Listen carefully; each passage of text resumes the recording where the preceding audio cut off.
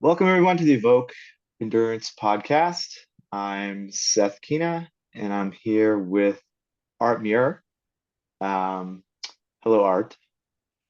Seth, Uh, glad to be here. So far, so good, So huh? far, so good. Yeah, you survived. Um, the weekend's trainings, that is. Yeah, so Art is an incredible human. Everyone who has been touched by Art's presence gives glowing recounts of interactions basic to interactions in the mountains. Wonderful guy. It's an extreme pleasure to work with him on throughout this journey of his fitness and his adventures. And it's truly been inspiring to me. And I'm looking forward to sharing my perspectives, the stories of his training with all of you, and for all of you to share in from him, words directly from his mouth about yeah, the excitement and the boring and the really difficult. um Not much the- boring. There's not a lot of stuff that's been boring, so I can interject that. you're loud. I'll allow it.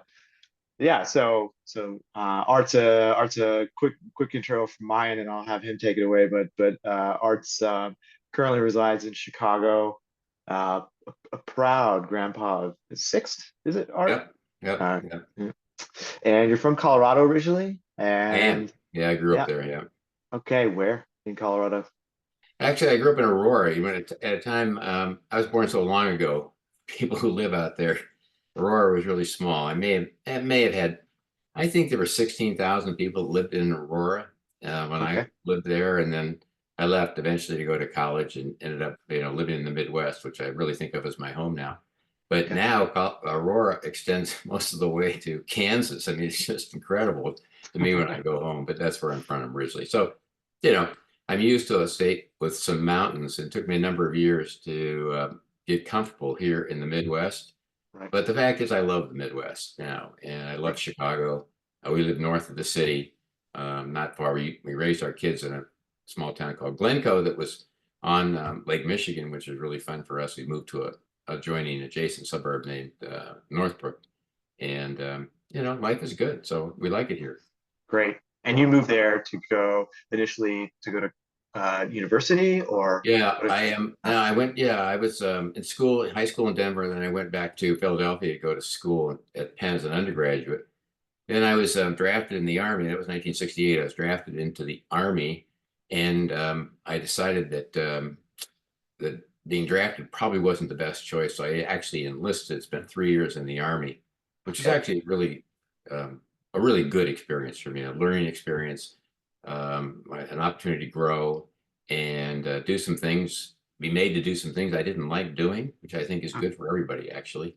Got a okay. lot of interesting people from other walks of life that I wouldn't have met. I find that a valuable learning and cultural experience. So I look back on it as a really favorable um, experience in my view, in my experience, in my life. And then I went back to Philadelphia for business school, and then I went to Chicago to Northwestern for law school, and then I was married then, and by that time, my wife said I had to go to work, so I ran out of schools, actually go earn a living. I delayed it pretty long. I got out there pretty long before I did Good. that, but Pretty good. Pretty it's good. worked out well. Yeah. Yep. And you skipped over it, but what year were you born? 46, 46. 1946. You know, Okay. there's only, Seth, this is, again, you're going to find this incredible. Okay. There are 70 million baby boomers, 70 million. Okay. And they're born at the rate of about, we were born at the rate of about, I think the number is 10,000 a day.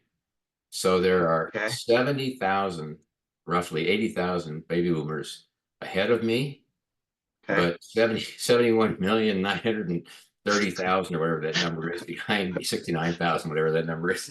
So it's a, I'm on the early curve of the baby Yeah, boom. you are on the And, early curve. and believe Yeah. me, I want to make one comment on this. So people talk about, okay, boomer and all that sort of stuff. It's Uh-huh. time for other generations to take over. We want other groups to take over. We want to be less influential. So I speak for I speak for the baby boom generation when I say that. Oh, yeah. Thank you for elegantly stepping aside. And also, yeah, you're on the tip of the curve, and as everyone will know who Yeah. doesn't already know, you're definitely a phenomenal physical specimen in terms of the things you've done and what you're planning on doing. So yeah, that one cool. All right, makes I like this. Yeah, so I mean I've been working with you. You're one of my first full-time athletes after I did an apprenticeship, a close apprenticeship with Scott Johnston for about a good part of 2 years, which Yeah. was daily one-on-one time with Scott. We'd sit down at his table at his kitchen with the books open, with Training Peaks, with notepads, and we go over the athletes he was working with, and he's giving me the OJT, on-job training, as it were, to become a coach. And one of the athletes I first looked into over his shoulder was you, and The and guinea pig. Yeah, right. the guinea pig, I and get it. yeah. I mean, I wasn't administering the experiments at that point. However, it was also Right. like, look at you know God bless your soul, Seth. Have If you ever have to get an athlete like this kind of thing, and sure enough, his fate would have it. I had to get that guy. No, but yeah, it was wonderful. It's been an amazing 6 years. And you've grown as an athlete so much in that time, and yes, as everyone will see, just the work and dedication has been astounding. And but also, bear in mind, this is Art's a guy. He's out there putting in the daily work. He's following the workouts as prescribed. He's giving honest Yeah. feedback, and results are coming. You didn't will these results. They came from the work, you know. Yeah. That's really the message. That really is. That's really the message here. You and I started working. I worked with Scott, and we could talk about that a little bit. You and I Yeah, started working in about 2000 and let's see,2008. right after 2019, I think. Yeah. So Yeah, it's yeah, been, yeah. And I started with Scott in 2018, and yeah. I think people who will be listening to this know, or they certainly should know, he's a really remarkable guy, as you are. And it's interesting because to me, people should really understand that I've been really lucky. And the way I say this, and I'm not trying to be unduly modest or self-effacing. I'm not. That's not what I'm The, trying to do. the kids But the call it reality humble is, bragging. Yeah. well, but the reality is I'm an ordinary person. I mean, I've been lucky. I've been healthy. I've been, reasonably active during my life and done some things. And I had this kind of, desire to do climb some of these mountains. We can talk about that. But it's not as if I had, unusual, unbelievable, really rare and unique Right. athletic gifts. That's the thing that's amazing about the process of our physical capabilities as individuals. Right. If we can avoid, and this is, assuming we avoid big impairments, heart disease, diabetes, Hmm. osteopenia, things like that, Hmm. and cancer. But Hmm. the thing I learned is a couple of things. And the more I do this and the more I read about this, which is quite a lot actually, the value, and I won't go into all of it, but the value just of exercise itself, just of exercise for the average human being almost can't be, the value of it can't be overstated. It is stunning what we're capable of. And for a long period of time, from an evolutionary standpoint, were really, we only evolved to live a relatively short number of years by today's standards. Especially before man invented fire, we were eating raw meat and nuts and grasses. I mean, vegetables and things of that sort. Lots of gravel and dirt in our teeth. Our teeth would wear out, and we'd starve, or disease, or accidents. Bacteria. I mean, it's hard to believe that it's a miracle that we're here to start with. I mean, it really is. But here we are. Here I am in my case, it kind of 3 times the life expectancy. Not that some people didn't live longer, but in the most cases, the average life is a lot shorter. And I do these programs, and my body responds. Now, I think that is stunning, and it isn't just me, but it does require a very deliberate, continuous application of the right principles. And to that end, the thing is, I was looking at, I keep journals. They aren't, I mean, diaries of kind of the workouts. They aren't, really every single day, because we use this program called Training Peaks, and that keeps track of it, and you keep track of it for me. So I don't really have to do it, but I still keep track of certain things like lifting sessions, so I know where I was before and I can do this. But when I first started, I was doing a regular thing. I was working. There was a kind of a fitness center in our office, and I'd go up there and I'd use the rowing machine and do some stuff. And I got started back in when I was 68. A friend of mine convinced me to go down to Ecuador, climb some volcanoes. And I was doing that, and I thought I was in pretty good shape. And I went down there and I found out that these volcanoes are they're really steep. They're really icy. They're really snowy. They're cold. They're dangerous. Um, but our guides were so impressive. Casey Grom and Solvay Waterfall, they were working for RMI at the time. They were just so impressive, and they were so professional. They were so knowledgeable that it excited me. I ended up doing some more stuff. And then I went to a different type of I was trying to do a more deliberate training. So in 2000, I was just looking at these diaries the other day. 2016, I went to a center that really catered to elite athletes. They let what they called FOGs in, like me, fat old guys. Okay, they let us in too, but they really catered to elite athletes, high school, college, and professional athletes. A number of the Chicago Cubs would train there, Chicago Bears, Matt Forte, and much other Luol Deng with basketball. But these guys, I still stay in touch with several of the trainers, the coaches there, and they're excellent for what they do. Okay, they're really knowledgeable. They really produce outstanding athletes. But what I didn't realize at the time is they're training those athletes to do something very specific, which is sports that require, in a lot of cases, football. They kind of specialize in football. Football is a good example. That requires huge expenditure of energy and force in a very short period of time, followed generally by a short rest period. So high output rest, high output rest. When I started doing some climbing, I figured out, even I figured out that's not how it works. I mean, that may happen with rock climbers, but for mountaineering, that's not how it works. You have to have the ability to put force out in a significant fashion over a long period of time. So I was reading, I think what happened, and the way I got to you and to Scott, I was reading Training for the New Alpinism, like everybody else in the whole world. That thing just exploded like a rocket. I wrote that. So, and it made so much sense to me. I mean, a lot of the stuff about ATP and that sort of stuff, and I now have a better understanding. It kind of lost on me for a while, but I kind of got the basic message that you had to have both the aerobic capacity and you had the muscular endurance. And that's not the same thing as just being strong. Those are different things. Anyway, so I wanted to go climb Mount Everest, and I kind of progressed in my climbing. I climbed Denali with my son in 2015. I went to Shishapangma. It's unfortunate we had an accident during that climb where we lost a Sherpa, Pemba Sherpa, which was a really tragic thing. And that obviously that ended that expedition, and rightfully so. We went to visit the family and 4 sons, and I've kept in touch. Other people and I have kept in touch with at least one of the 4 boys, who's doing very well, by the way, in Kathmandu. Is at university, wants to be a travel agent. Anyway, and then I did some other things, and I was starting to do some backcountry skiing and doing some other things.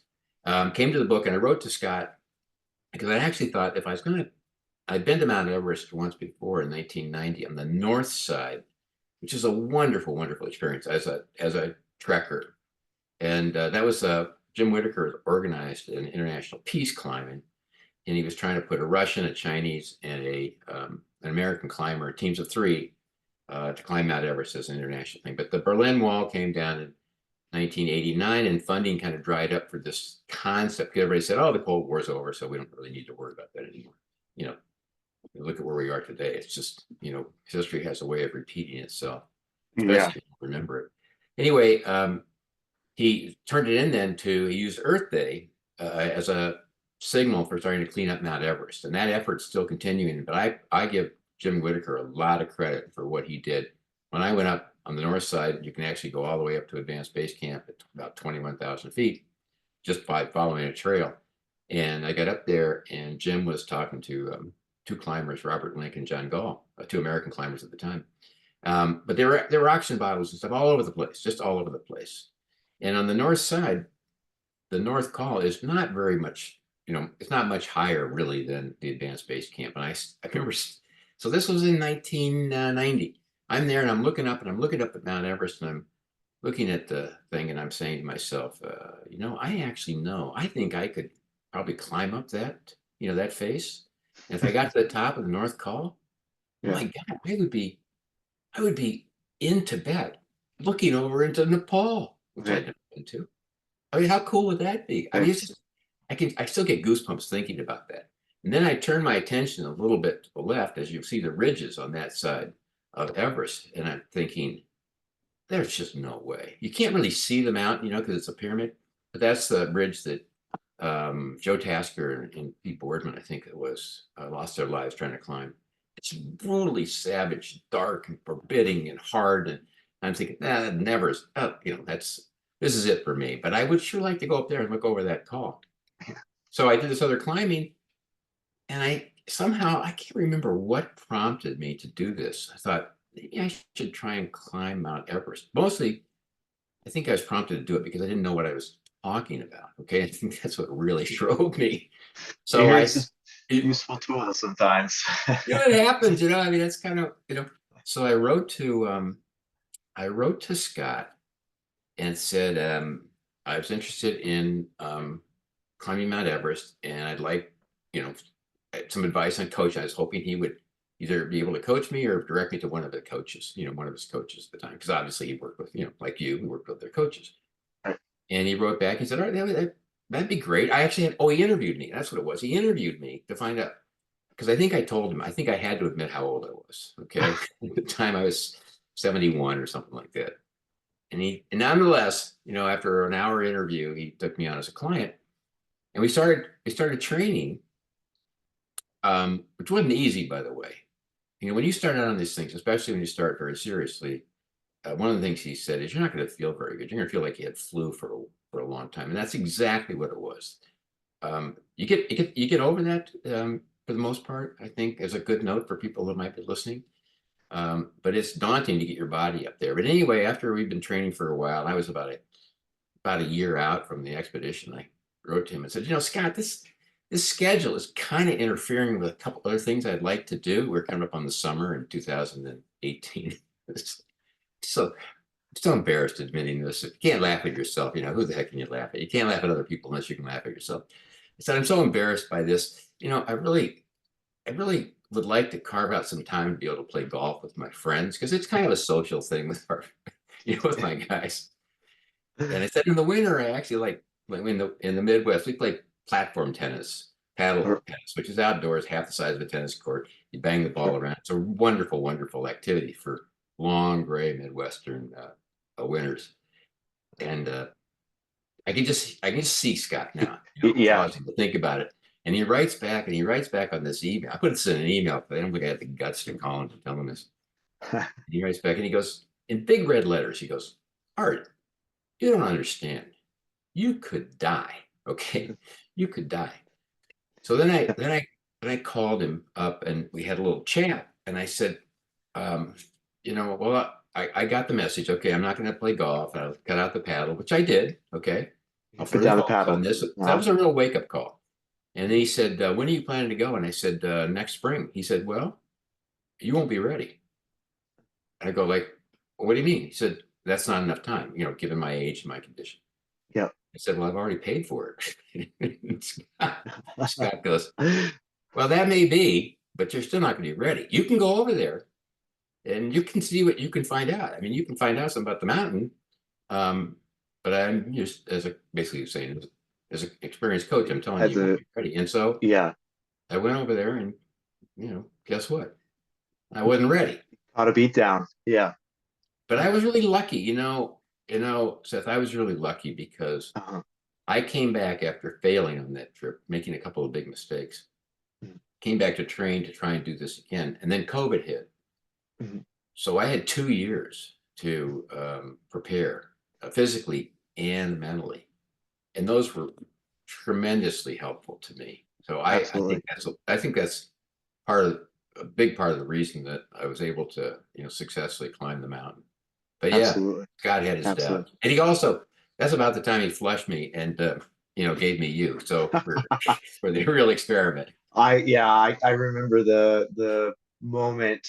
I think we were going for a climb or a hike of some sort, Scott and I together, and yeah, we on these things, on these outings, we would talk about because we lived in the same small Washington town together at the time, and we'd always talk coaching, training, and I wouldn't use the word vent.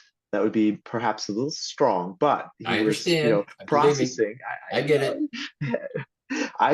I stand by that. I wouldn't use vent, but he was yeah, but much like all of us coaches, taking very seriously the relationship with you, with any athlete, the objectives, the fitness. This is what we do for coaching. It's not just okay. Here's this person, and us coaches have this, filled out time frame plan all spelled out. It's this organic sort of art project, not art in the noun sense, not Yeah, the yeah. not No, the no, unit I understand. That's right. and he said, yeah, this is challenging. I've got this guy's he's got his ambitions set on a big goal, and but he's got this level of fitness, and I think it brought up the discussion of being how hard it is to be honest with oneself about where you're at a fitness level, and this is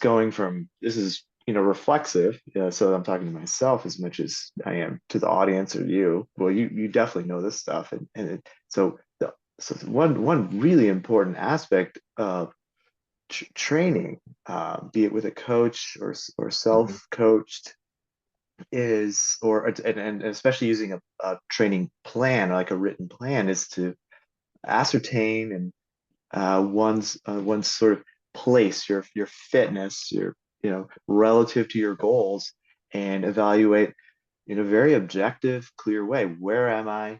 And what is my rate of progression? What are my weak spots?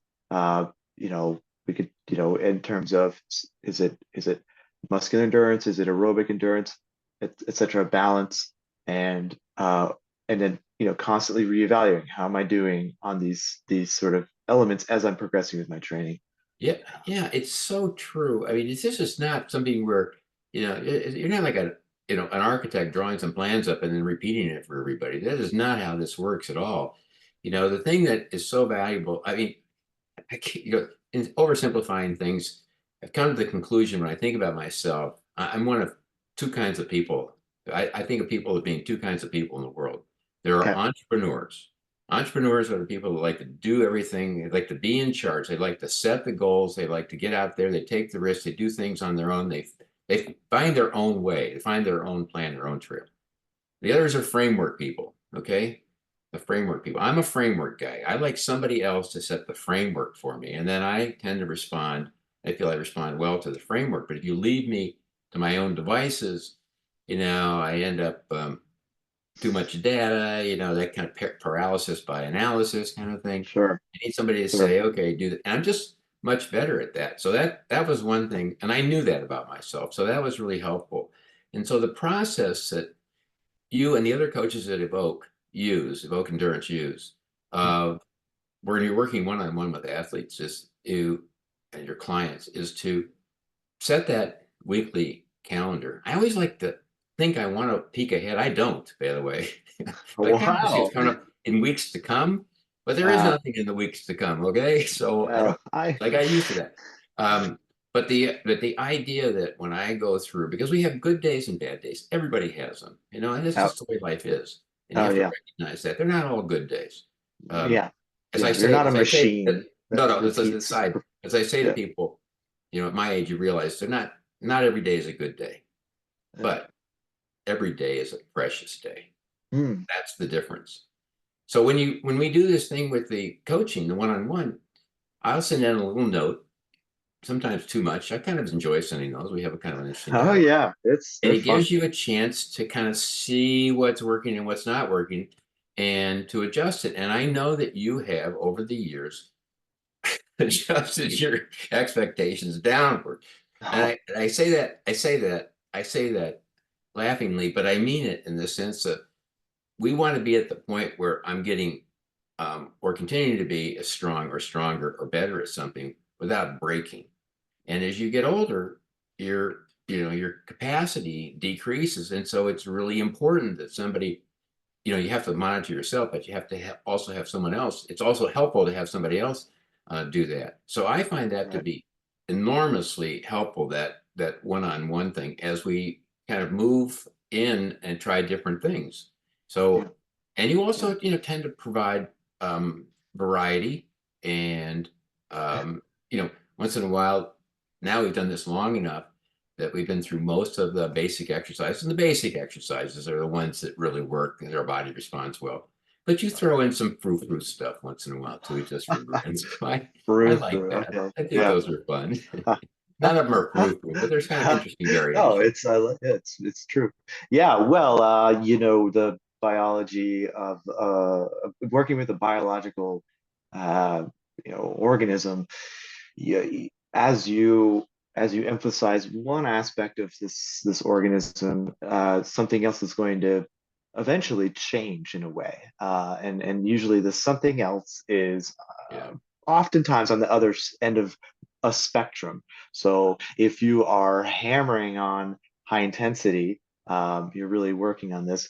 The sort of low intensity metabolic infrastructure, the aerobic system, the mitochondria, those tend to, we could use the word um, atrophy or shrink, whatever you want to use.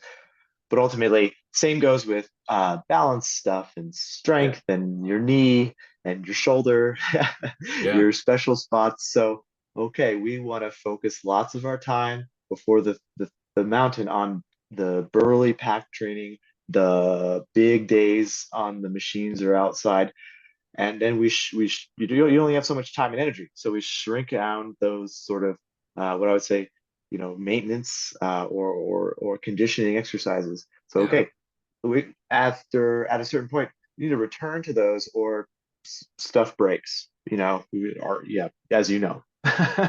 Yeah, one of the other thing too that I found that really worked for me. But that's right, because I'd like to do more. There's some things I'd like to do more of, but I know that um, you're being mindful of that and guiding me. And we can. And one of the things I want to talk about a little bit, just because I found it such a fascinating and advantageous thing, is barbell training, barbells and stuff. We'll talk about that in a Yeah, second. But yeah. the other thing I found, that one of the things I did that was so, I guess, beneficial. I think it's the best way I can think about it is when I started on this program, I decided not to lie to myself, not Mm, to fool myself on what I was doing and what I accomplished.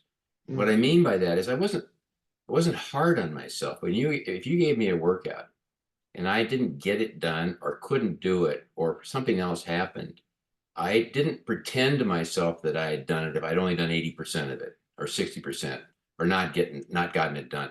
I didn't beat myself up for not getting it done, but I was honest enough to realize I hadn't done it.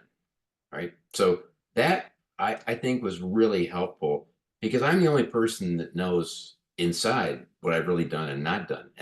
It's and I'm not saying that, we all have a tendency to kind of massage that in ourselves. I think it's a natural tendency. We don't want to admit the fact we haven't done something or failed to do something.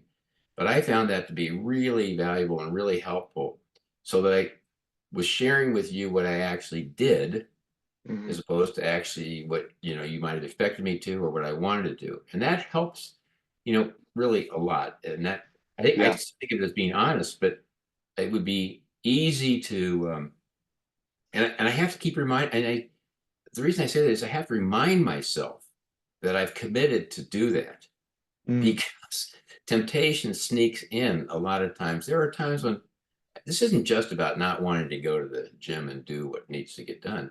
This is when you get there, and some days it just really takes a lot.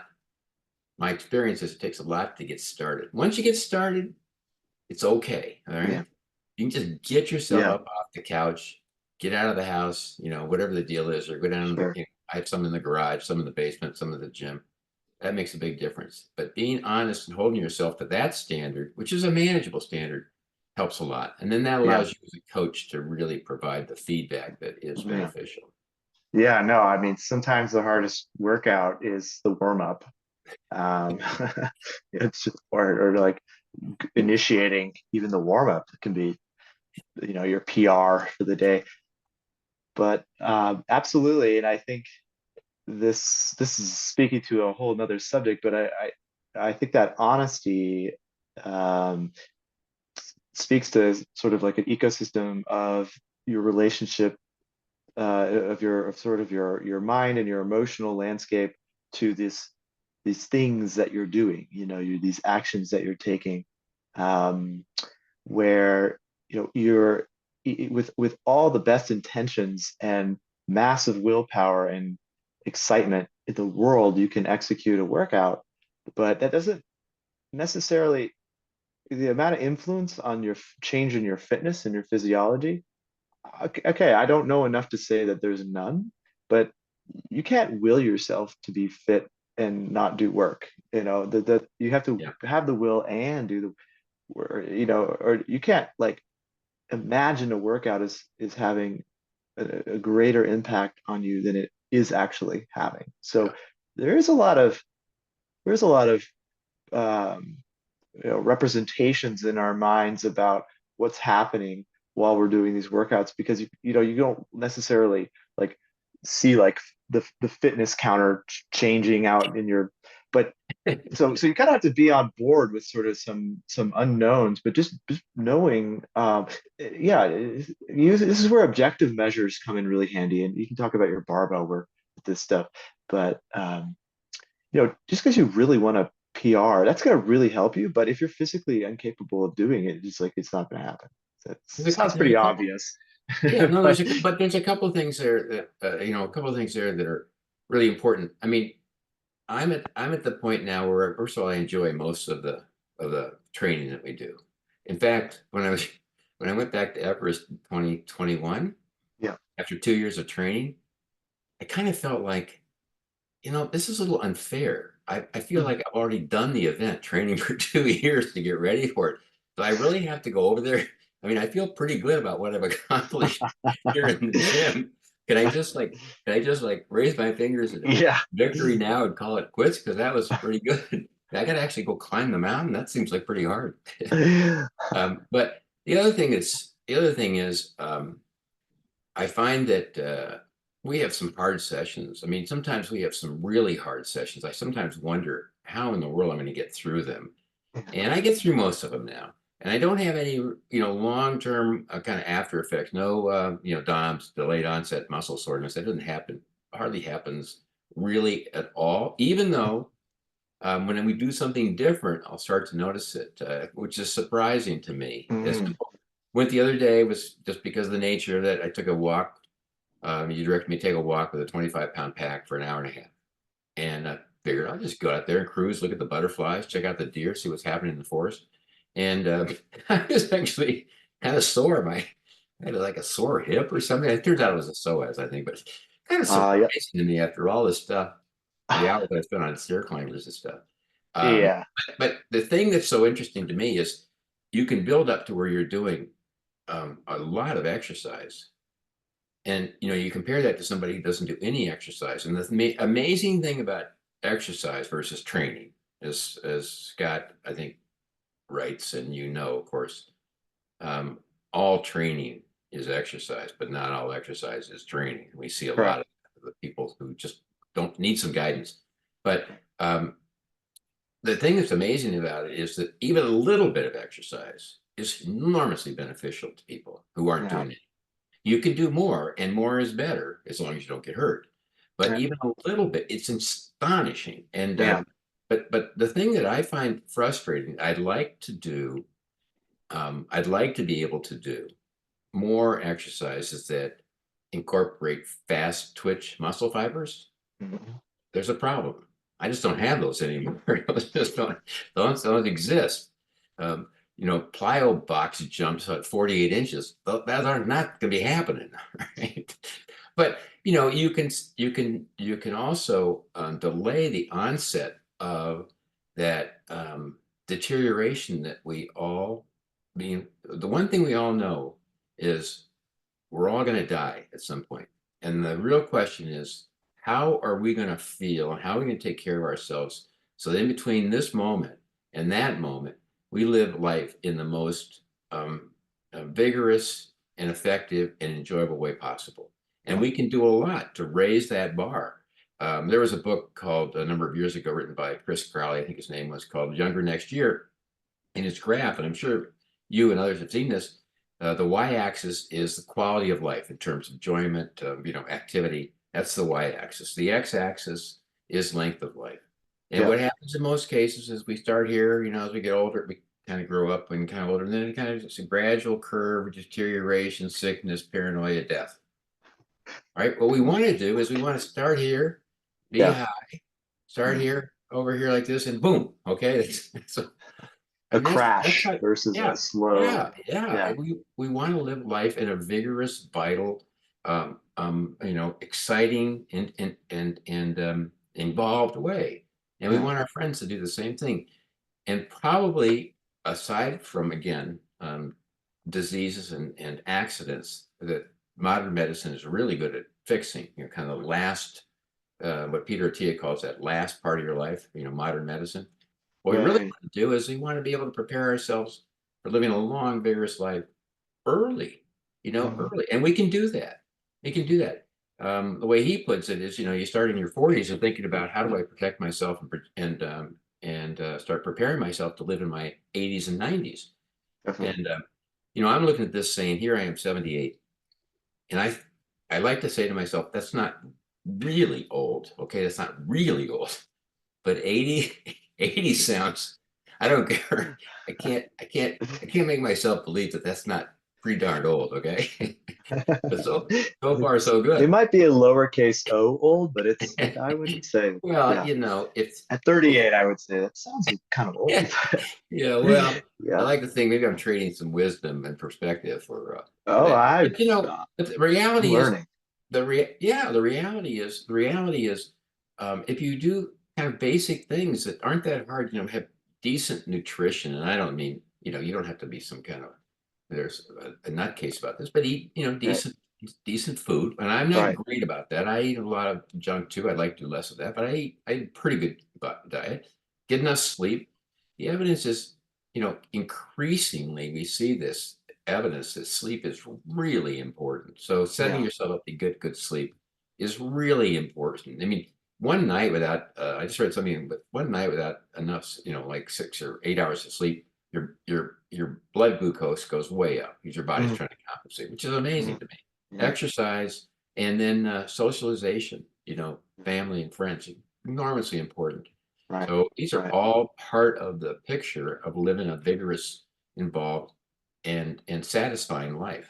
Yeah. And I tell my athletes all the time, like, you might not have time for this, 1 hour and a half workout, but you have 20 minutes of, even just vigorous walking or a jog or getting on the bike and moving, um, you know, zone whatever, 20 minutes.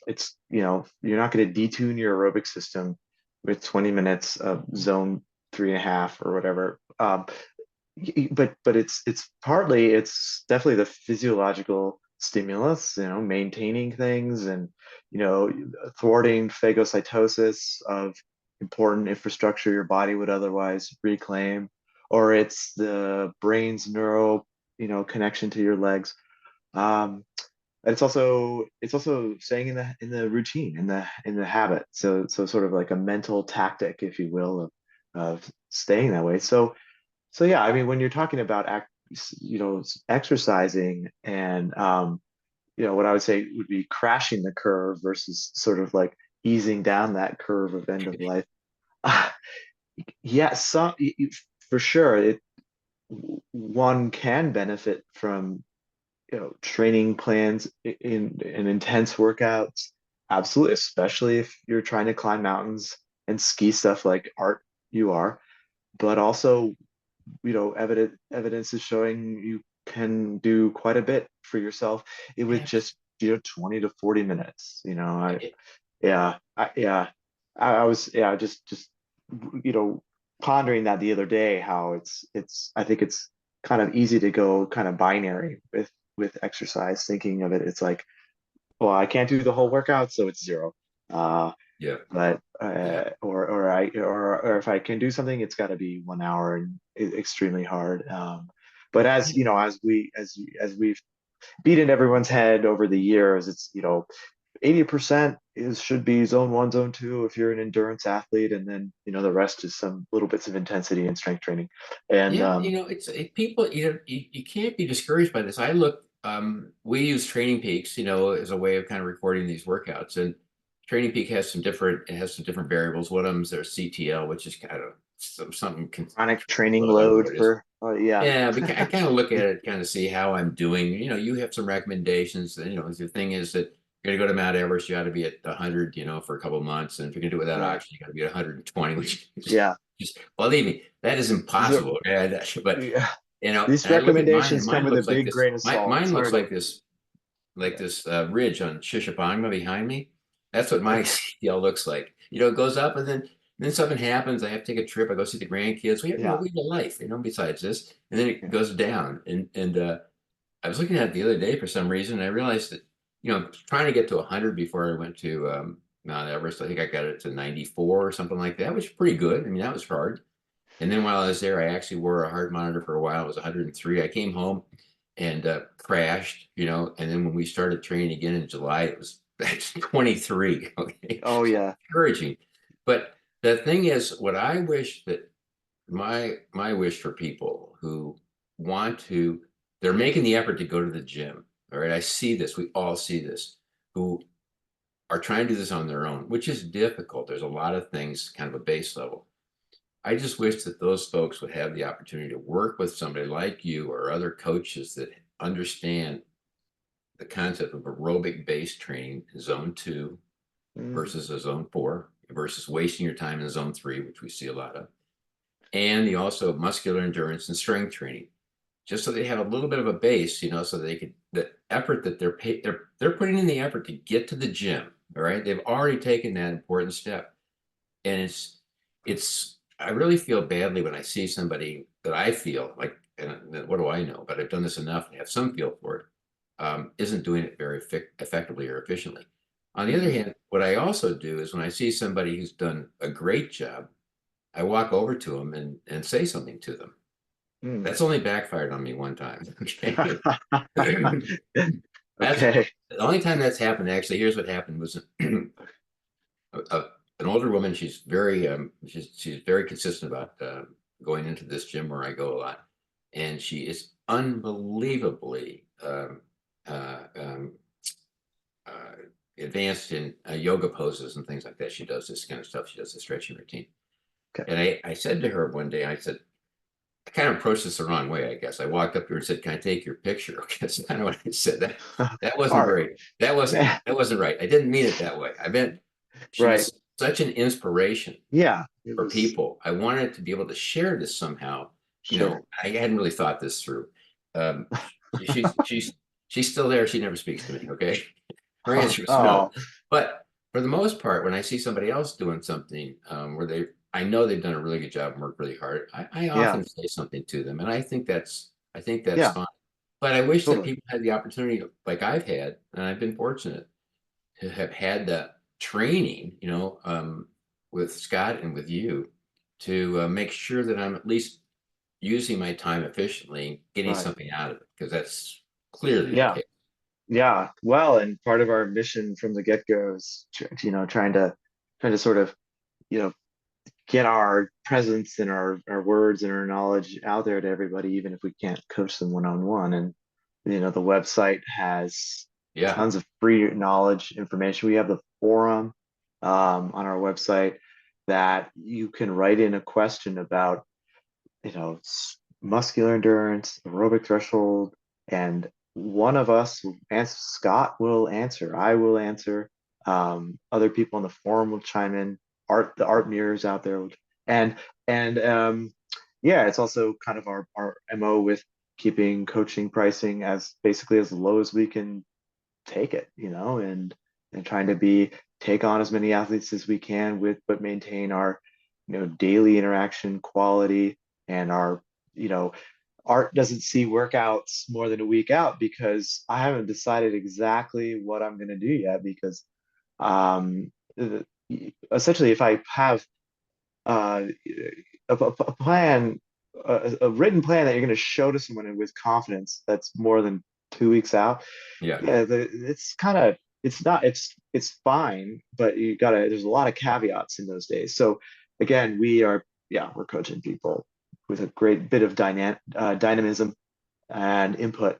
Um, but there's something. In regards to training peaks, it's just a side note.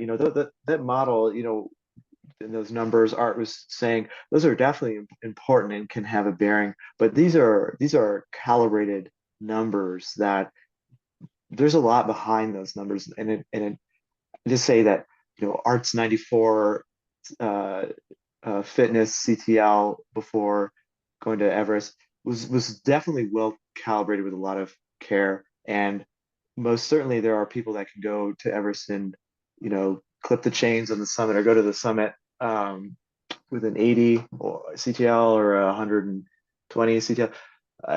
There's a lot that goes into those numbers. So I just say that because one problem with training, and includes training peaks, but also people who train without training peaks, is getting fixated and high centered on little bits of data That's that don't really good. That's a really necessarily good point. matter. Yeah. Yeah, by the So way, just yeah, I shouldn't have suggested that because it's different for different people and it varies and there's lots of peaks I and think as it's an good. example, I have a friend um, who was training really hard for climbing the north side of the Eiger, okay? Okay. A major undertaking. And he's very, very strong. And I've done some things with him, and he's a very, very fit guy. Here he's going to, he's taking on the north face of the Eiger. He never was able to do it Classic because the North conditions Face. weren't Yeah. right. And Right. we were laughing because his CTL was something like 32 or something like that. Uh-huh. And I mean, he lives out in New Mexico and he's running up and down with huge packs and doing just because of the nature of what he was doing. And, he Right. can do ring pull-ups and stuff like that, like 15 or 20 of those with no problem. So it's Right. very, it's an individual thing, that's for sure. Yeah, and like you came back from Everest and your CTL was 20. Well, it's because the model doesn't know like you have this historical CTL of, Well, that's after I sat on a couch for 4 weeks and uh, ate ice cream too. So of let's make sure we course. understand why it's down there. Yeah. Okay. What was your Yeah. ice cream TL? That's what I Yeah. want to know. Yeah. Yeah, right, right. Yeah, I mean, so like I'm gonna reveal some personal information about you. Like when you came to us in 2018, your aerobic threshold, as we were measuring it with everyone using the drift test, was it's like 120 beats per minute, which for your age is I think I'd probably say around average. It's slightly below average, and now it's like I think it's like 130, 135, something like this. Yeah. Um, and it took a year and a half, I think, for your threshold to move up from 120 to 130. Oh yeah. It took a long And time. I think when I first started, it may have been 110 or something like that. okay, Yeah. yeah, which is I think it was 110. I know guys who, they walk up the stairs at 110 and yeah, Yeah, right. it, Right. and Right. and again, it's one of those things where it's like you took that, you weren't discouraged, and it was following a lot of, volume at 110. You put down the high intensity, bottle, racket, whatever you want to call it, and then you got on this thing. Um, but I just want to touch on this because I think it's a very interesting thing, and that this has been a sub goal for you is to grow and maintain that threshold. And it's at your age, it showed to be absolutely possible. And this is a point where I'll kind of say that you are kind of special in some ways, not kind of, you are special in some ways in that you do respond to um, to exercise, certainly to training You know, relatively quickly, and you also handle altitude relatively well. And so not every person who has mountaineering ambitions can handle altitude. I don't know why. Genetics but I've seen people lift their aerobic threshold to their near genetic potential and still have problems above 7,000 meters or something like this. So there are some ways in which I'll push back a little bit and say you're just regular, kind of, but you do have some little sparkles in you that help what you want to do. Uh, but you're not trying to be a sprinter, so you probably would suck as a sprinter, which is that's a really, I mean, I think one of the reasons I succeeded is we've laughed about it before. Sometimes I don't do secret races in cars. Okay, with that, I don't do that anymore. Okay, I just drive along in the right-hand lane. Everybody wants to go around. I'm going the speed limit. Everyone wants to go around me. Okay, I'm fine with that. But in shame the on you. gym, once in a while, there's somebody next to me. We're Yeah, kind of going along, and I know he he thinks has. he's gonna like trash the old. I do that. Okay, I usually don't share that information with people, but there's a lot of that. But on the Yeah. mountain, I'm really quite different. Mm, I've learned, and first of all, it's funny because mountaineering there's no prize for first unless you're the first. It's the first ascent of some sort, But you don't get a medal for being up there first. mm, The only thing is the prize is for coming back. That's number one. yeah, right. And the second thing is actually get up there and get back. Okay, those are the goals. And I've learned what works for me, the pace that works for me. And I actually like being in the back because basically everybody's faster than I am, and I don't have any problem with that at all. Now, I have to tell you that's not true for everybody, and No, that's a lesson that people have to learn in the mountains yeah, about what works for them and not blowing themselves up and stuff like yeah, that. yeah, But yeah, I found where my place is, and that's really it's really worked well for me, and yeah. that's been a big part of it. But if you actually talking about altitude, I don't know if I would agree with you. If you read my journals, when I read my journals, or when you read I had like a little InReach mini on Everest, and I sent Yeah. little notes back to Leslie. All I do is whine. I mean, it's like, I'm hungry, I'm tired. I didn't get enough sleep last night. And I've I don't climbed know. now. I've climbed. I met this wonderful guy, this wonderful dentist from Nova Scotia, Kevin Walsh. Really a really special guy. I just have to give him a shout out. We met on Denali by chance, and then we ended up climbing Aconcagua, and we just got back from Vincent, and what else am I forgetting? We did something. I'm forgetting one of the other summits we did. But anyway, he's just an Everest, of course, Everest. I'm sorry, Everest. He's just wonderful guy. But one of his attributes is I when I give my talks about my lectures and talks about Everest, I love to talk about him because I love this guy, but he's so annoying. He's so annoying to be with in a tent because he does everything perfectly. It's Mm, incredible. At altitude he could eat everything on his plate. How mm, do people do that? Okay, he can sleep. The tent is going, winds are going, no problem. We have to sleep for 6 hours. He's asleep for 6 hours. You need 16 hours in the tent, no problem.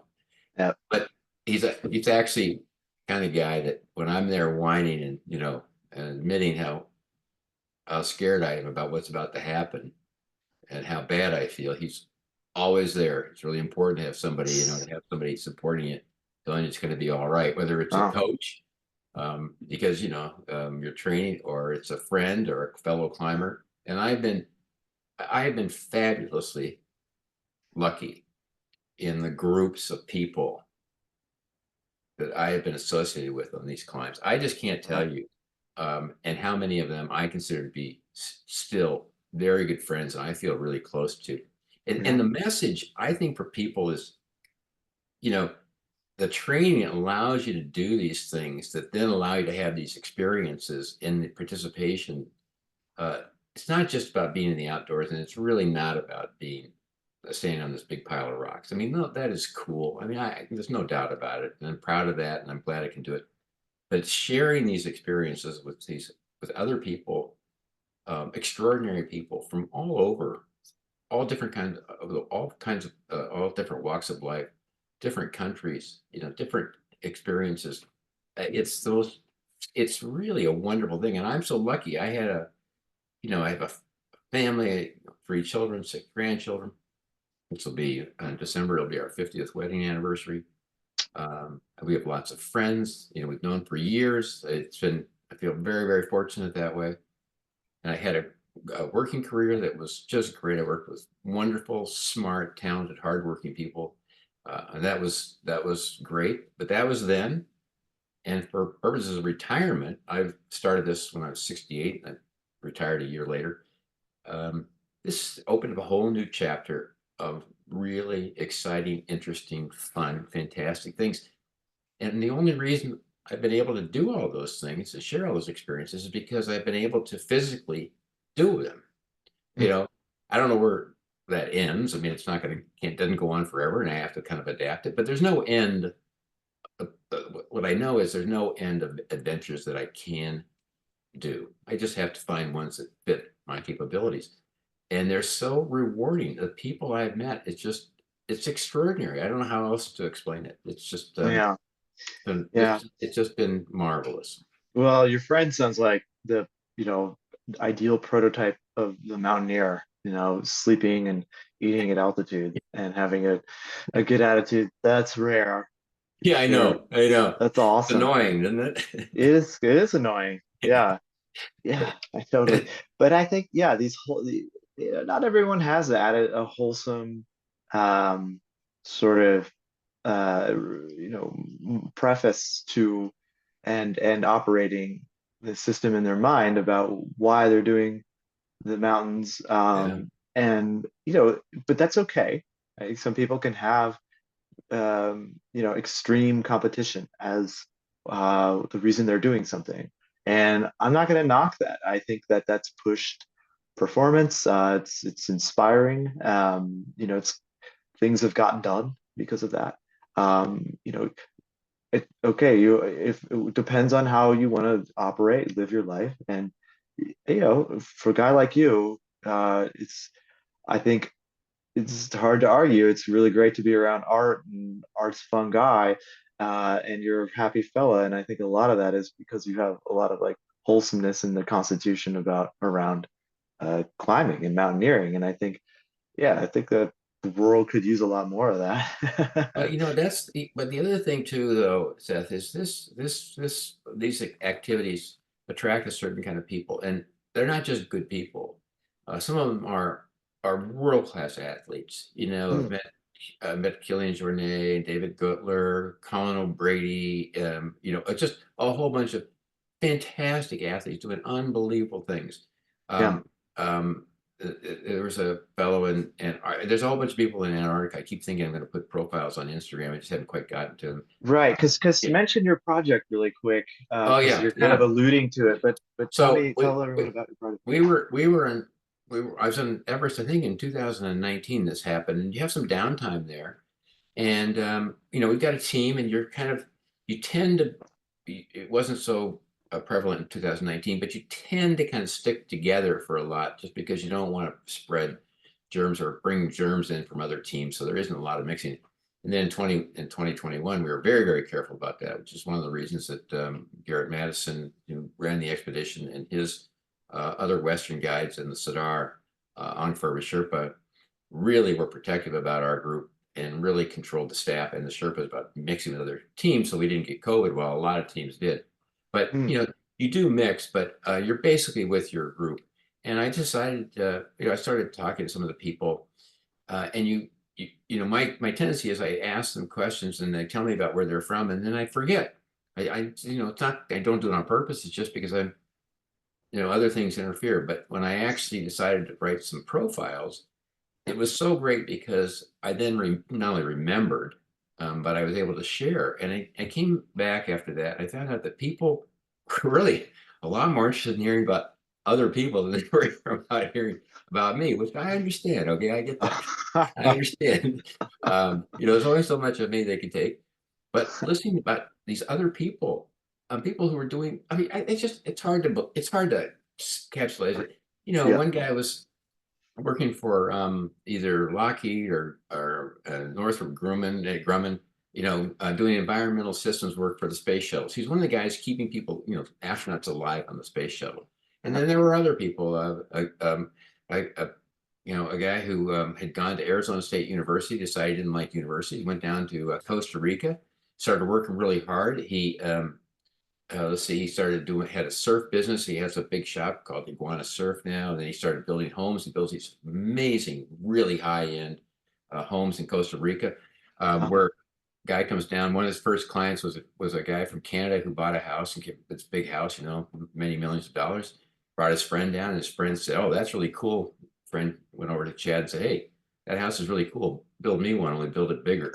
And Okay. people who've done unbelievable things. And it's true for all my trips, the most amazing people. So in Antarctica, Uh-huh. so I spent 4 weeks on the ice in Antarctica in December with Right. Kevin, my favorite tent mate. But we had a wonderful, wonderful time. We skied the last degree, which is where you get dropped off at the 89th parallel. And then you have to ski and drag a 90-pound sled over 8 days to the South Pole. It was an unbelievably wonderful, exciting, interesting adventure, and very hard. It was very Right. hard, much Very harder hard. than you might think, much harder than I had to get special permission from not just my own doctor, but a doctor who runs the program down there. Was Really? very dubious about my ability. You didn't tell me He that. didn't want to be sending out the rescue plane for the old guy. And then we climbed Mount Vincent, but by that time we were all ready to go. But the point was there were lots of downtime. We're waiting for teams to come in and teams to leave and all kinds of stuff. And they have fabulous facilities down there. Antarctic Logistics Expeditions, ALE, runs this whole shop. And they do a fabulous, fabulous job. They really do. And everybody kind of congregates in this one area where you eat and drink coffee and hang out and just, in the facilities. And they have wonderful facilities, hot showers, all kinds of stuff. And they are scrupulously fastidious about taking out all of the waste. It's just incredible what the efforts they do to keep Antarctica Mm, pristine. mm, But I have a list. I have a list. I think it's right here. Here's my list. I have a list. I haven't quite gotten to. It has 40 names on it. And so far, I think I've posted profiles of four people. So hey, yeah. 6 people. I have 34 to go. All right. And these people are 10%. all worthy, interesting, accomplished, Sure. uh, fascinating people. Yeah. It's been what an adventure. Uh, Yeah. Quite it's, rich. I've told people it's a little bit like being who I am, a non-actor. Okay, I have nothing to do with acting, and being invited to go to the Academy Awards, being able to walk around and say hello to everybody, meet everybody. Okay, somebody has no Yeah. business being there. That was how it was. But it's because I was able to, I've been able with this training. It opens the doors to all these opportunities, all Mhm. these adventures, and there are tons and tons of them. There's no end. Mountaineering is Yeah. one of them. Backcountry skiing. I've Yeah. done some of that. Yeah. You've done quite a bit. Yeah. I mean, we've not at all touched on kind of we've hardly scratched the surface about the mountain, the summits you've done, the skiing you've done, the climbing you've done. But yeah, I think the most recent thing you've done was the South Pole, Vincent, which you said to me that you are now the oldest person to have ever done that, or Yeah, second? yeah, What's they the they actually I actually well I knew that I was going to be, the kind of the oldest Westerner and the third oldest person to climb Everest. I mean, I knew that, but that wasn't why I went to Everest. Okay, right, I went to Everest because my right? So opportunities you were climbed, what age were you when you climbed Everest? Just so 75, 75. 75, and that you were the But that third wasn't per that yeah. wasn't why I went there. And No, so I went but down just to. I'm now kind of. I'd like to finish the seven summits. I have to do Carson's Pyramid. right. To You've do done that, I'm going to six. Chamonix. As a friend of mine said to me, I don't care if you climb this mountain called Elbrus or not. You haven't climbed the highest mountain in Europe until you climb Mount Blanc. So I Yeah, don't well, care what fair anybody enough. else says. It's But good I you're tried gonna to do climb it. it before. But anyway, Yeah. yeah, I went down there. It didn't even occur to me. I didn't even think about it. But we did the ski the last degree, and then we climbed Mount Vincent, and we did that in basically kind of the minimum time you could do it, because we were so well acclimated. We flew in, next day low camp, next day high camp, next day summit high camp, and then the fourth day base camp. Yeah. So it's like a kind of a And you were smash. not using a tent at home, an altitude No, tent. no. Oh, no, no, no, no, no, no. But I Just to think for set, people just who to, are, it does look like the evidence for people who are doing rapid ascents that has some validity. uh-huh. There's lots of, they're getting more and more information about that. But no, I haven't done that. I'm just sitting Okay. here 30 feet above sea level, whatever it is in Chicago, where I live, you know. Yeah. But Very fit, 30 feet um, above. Yeah. yeah, but so then they looked it up, and it turns out that they actually checked with ALE, the records and all that sort of stuff, and I'm the oldest Uh-huh. person that's done it. However, Okay. there's a small caveat there. It was close, because while we were there, there was a woman an Asian woman, very quiet, very small. I mean, kind of self-effacing, very, very quiet. I don't think she spoke any English. I have a wonderful, wonderful picture of the two of us. Nice. Anyway, I thought she was there as a tourist, because they actually fly people in to this Union Glacier camp, and then sometimes people then fly to the South Pole and have their picture taken. They fly out onto the ice and have pictures taken with penguins and things like that. Although this year they couldn't do it because the ice was so thin, which is Oh, another thing. We had a lot of discussions, a lot of lectures down there. I learned a lot about global warming, climate change, Antarctica, just a lot of stuff. Anyway, it turns out that no, she was not a tourist. She actually climbed Mount Vincent, mm-hmm. and while I was there, I didn't know that. And Right. she's 75, and she's about 4'2". Well, Okay, so so so yeah. it was just by Yeah. happenstance. But I have That's a fun. wonderful picture with her. Cool. Cool. Yeah, being smaller in mountaineering is tough because usually your equipment is on your back, weighs about the same as like a 6 foot Yeah, person. So, yeah. yep, Yeah, and that's Vincent, that's impressive. Vincent, not very high, but it's a hard. They're all hard climbs. They're all hard Yeah. climbs. Yeah. Those ropes are steep, and they go a long way. And again, I was with Garrett Madison, and a guide there was Benny Lieber, who's now on Everest with a different expedition, doing a great job. I mean, just two fabulous guys. And the guides we had for the last degree. They were they were amazing. I mean, I Cool. just get such a kick out of them. They work Yeah. so hard, All right. not Cool. just taking care of themselves, but taking care of us. I mean, it's a Yeah. really, I owe a big debt to Yeah. the guides I've had. I've been very, very fortunate. Yeah. Yeah.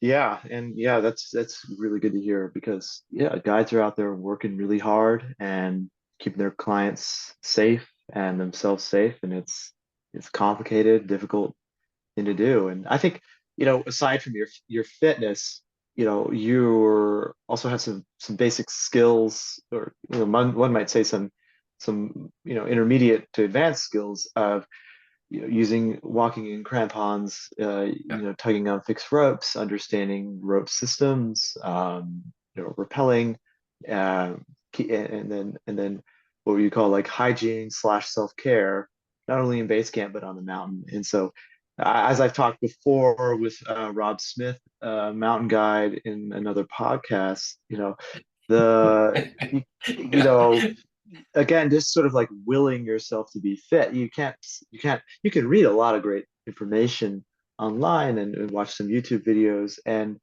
uh, yeah, monkey see, monkey do. You'll definitely, yeah, help you. But, having crampons in your feet on a 45, 50-degree ice slope, and ascending 1,000 meters, and not blowing up your calves, that involves some skill, or safely descending fixed ropes without a guide, clipping your carabiners and threading your figure eight.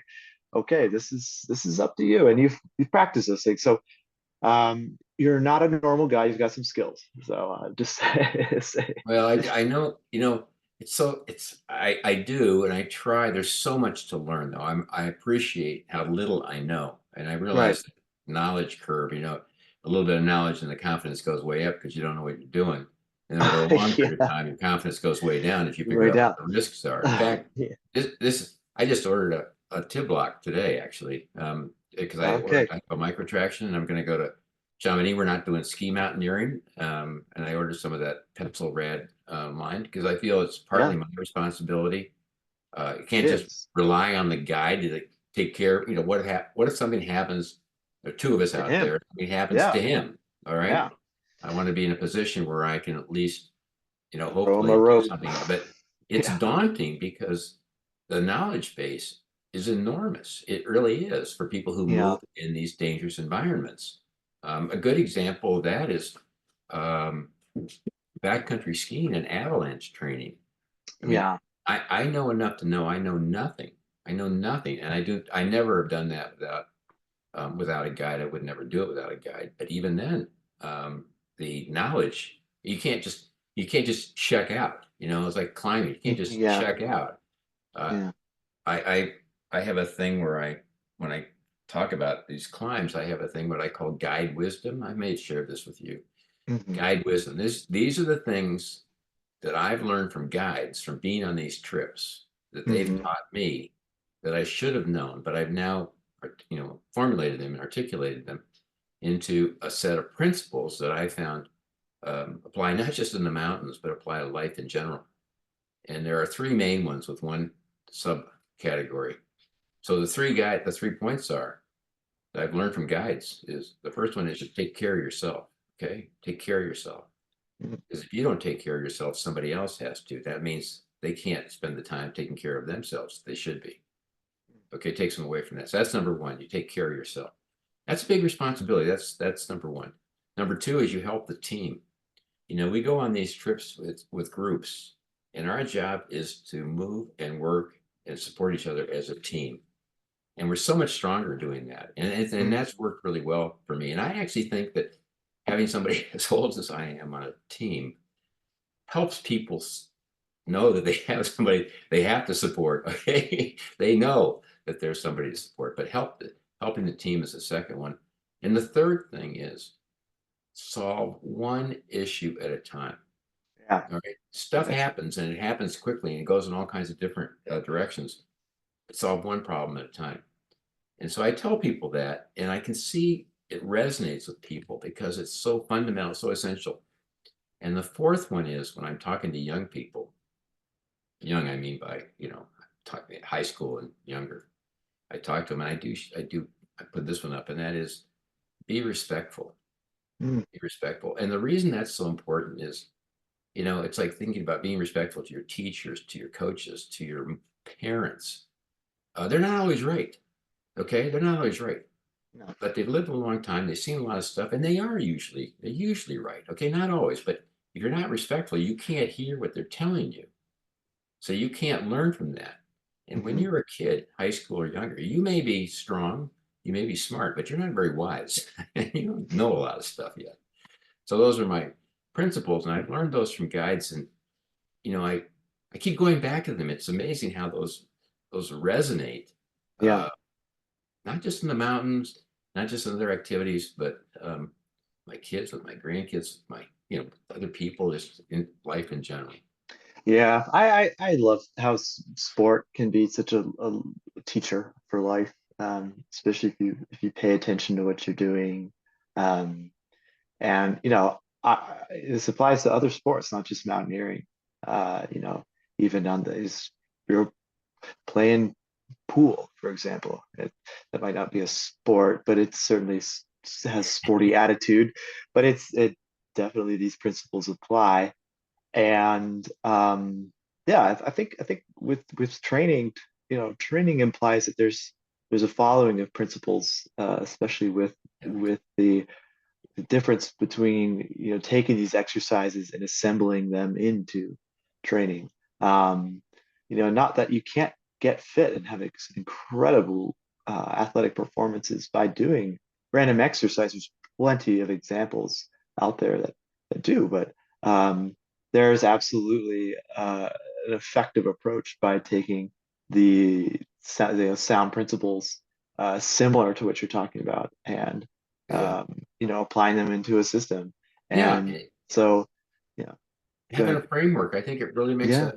makes a big difference. And Yeah. I feel like it kind of, the other thing too is it gives me I feel like this now because I really have an admiration for anybody else that does this, but especially people who are working. I mean, it's remarkable to me what a commitment it can take. Now, again, we talked about it, and it's not necessarily you have to spend 2 or 3 hours in the gym every day. I mean, I often have days where it takes that long by the time you get there and you do your activity and then you do some stretching and stuff like that.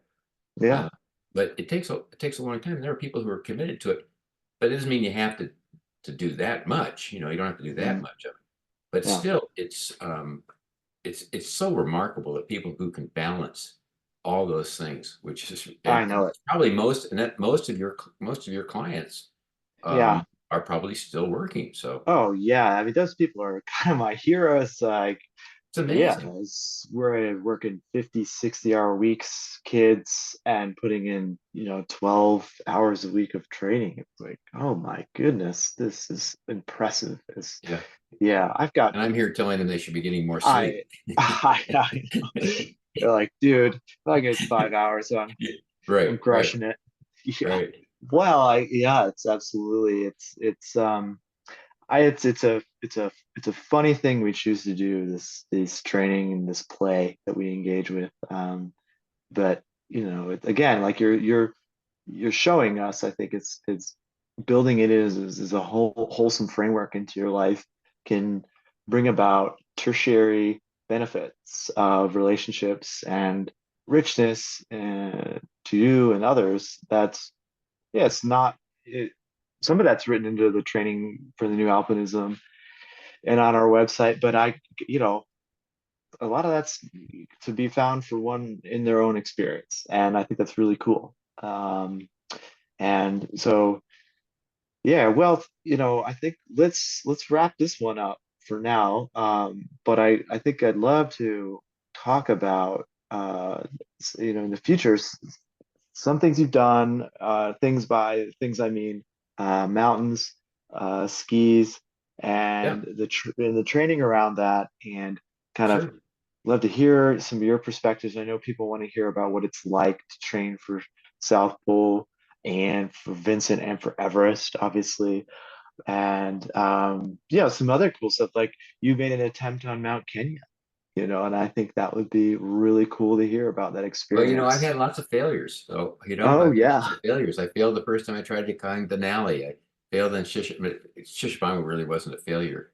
And I'm not sure I could have gotten to the top of that one. I failed on Mount Kenya and let's see, Everest, the first time Everest I round tried to one, climb Everest. So 19. Yeah, yeah. yeah. And Well, that's I part of the use the word deal. by the way, I use the word failure and I don't mean to use that word, okay? I Sure, meant to use the word. I didn't get to the top of those when I was sure. attempting to. That's not a failure, okay? Yeah, right, Because I'm right. still here. Failure. Yeah, failure is like the best worst word I think people Yeah, use, yeah. but I forget and it's use it, but I don't mean to use no. it. But yeah, I I'm I, happy to I talk think about it and some works of the for other people. stuff that we did that I've done some other this human powered trip across Costa Rica was really Yeah. with a really fun group of people. There's Yeah. all kinds of things like that. I mean, we'll talk about that because one of the issues, another issue is mountaineering these big mountains is expensive. Oh yeah. So that's a big impediment for some people, and it's really unfortunate. But there are lots and lots of other things that are much more economically within reach, and we can talk about that because the world is so interesting. There's so many places to go and things to do, no end of them. Yeah. But yeah, this Yeah. has been great. So I Yeah. appreciate the opportunity to chat with you, Thank you, Art. not by Thank you for email as we usually do. I know it. I know it. Yeah, it's been great. Thanks for sitting down, talking with us. And yeah, I look forward to the next conversation that we get to. That'd be So great. Okay, super. super Okay. duper. Thanks, Seth. All right, You're take welcome. care. Cheers. Okay. Bye.